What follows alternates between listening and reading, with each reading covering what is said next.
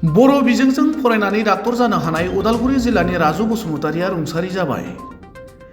बङाइगावनि लवार आसाम हस्पिटालाव गोबां साननिफ्राय बेरामनि फाहामथाय लाबाय थानाय समावनो 23 नभेम्बर शनिबारखालि डाक्टर राजु बसुमतारिया रुंसारि जायो। उदालगुरि जिल्लानि काजियामाटी ओनसोलनि गरमारा गामियाव जोनोम मोननाय राजु बसुमतारिया बङाइगावनि लवार आसाम हस्पिटाल आरो सेन्ट आगस्टिन हस्पिटालाव पेथलजिस्ट डाक्टर महरै खामानि मावोमोन।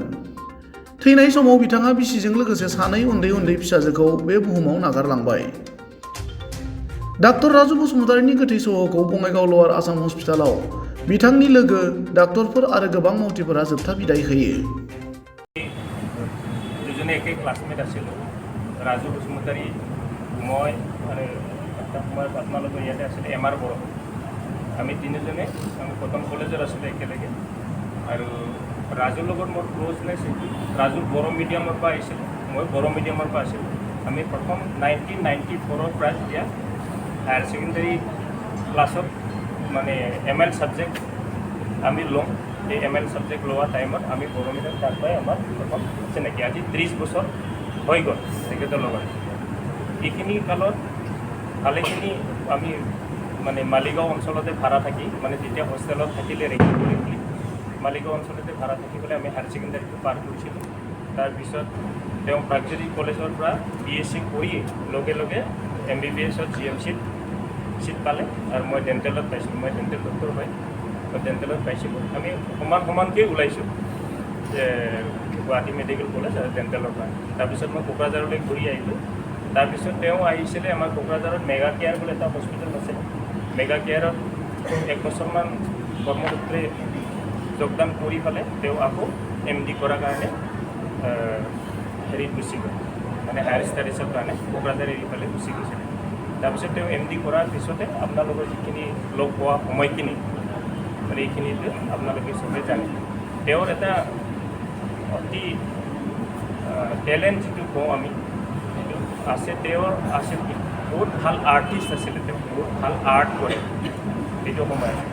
আৰ্ট কৰে তেতিয়া আৰ্ট স্কুলত পঢ়া বা গাঁৱৰ স্কুলবোৰত তেনেকুৱা আৰ্ট স্কুল তেনেকুৱা আমাৰ সুবিধা নাছিলে। তথাপিও তেখেতৰ এইটো হিডেন টেলেণ্ট এটা আছিলে, তেওঁ মানে আৰ্ট কৰাৰ কাৰণে সেইটো আছিল তেখেতৰ এইটো টেলেণ্ট। আমি শিক্ষিত আজিৰ দিনত আমি অতি এটা ৰিচোৰ্চ বুলি ক'ব লাগিব আমাৰ এই অঞ্চলত হস্পিটেলখনৰ কাৰণে। আমাৰ ল'ৱাৰ অসমত আমি মানে তেখেতক হেৰাব লগা যিখিনি মই আপোনালোকক জনাব পাই ধন্যবাদ। আৰু সমবেত তেখেতৰ চিকিৎসক বন্ধুসকল, বঙাইগাঁৱৰ আমি এই মুহূৰ্তত আমাৰ মাজৰ অতিকৈ অমায়িক স্বভাৱৰ ডাক্তৰ ৰাজু বসুমতাৰী তেখেতক আমি চিৰদিনৰ কাৰণে বিদায় দিবলগীয়া হৈছে এই মুহূৰ্তত। গতিকে আজিৰ এই দিনৰ এই মুহূৰ্তটো আমাৰ সকলোৰে এটা কাৰণে এটা গভীৰ দুখৰ দিন। আৰু আমি যি হেৰুৱালোঁ এয়া পূৰা কৰা নিতান্তই কঠিন। তেখেত এজন অত্যন্ত অমায়িক স্বভাৱৰ এজন চিকিৎসক আছিলে আৰু যথেষ্ট পৰিশ্ৰমী আছিলে। তেখেতে আমাৰ এই লৱাৰ আছাম হস্পিটেলত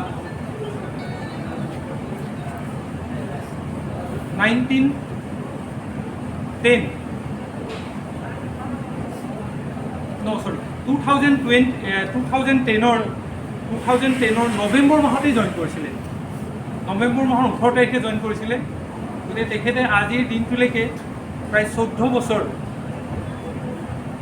বছৰ চিকিৎসা সেৱা আগবঢ়ালে। যি কি নহওক তেখেতৰ আত্মাই চিৰশান্তি লাভ কৰক।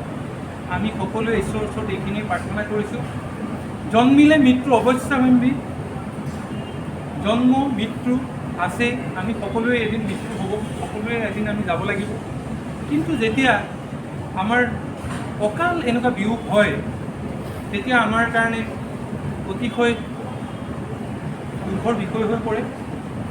যি নহওক আমি আজি এই দুখৰ থলীত আমি সকলোৱে তেখেতক যাতে আত্মাই চিৰশান্তি লাভ কৰে তাৰ বাবে আমি সকলোৱে এতিয়া 1 মিনিট সময় ঈশ্বৰৰ ওচৰত পূৰ্ণভাৱে প্ৰাৰ্থনা জনাবলৈ মই আহ্বান জনাইছোঁ।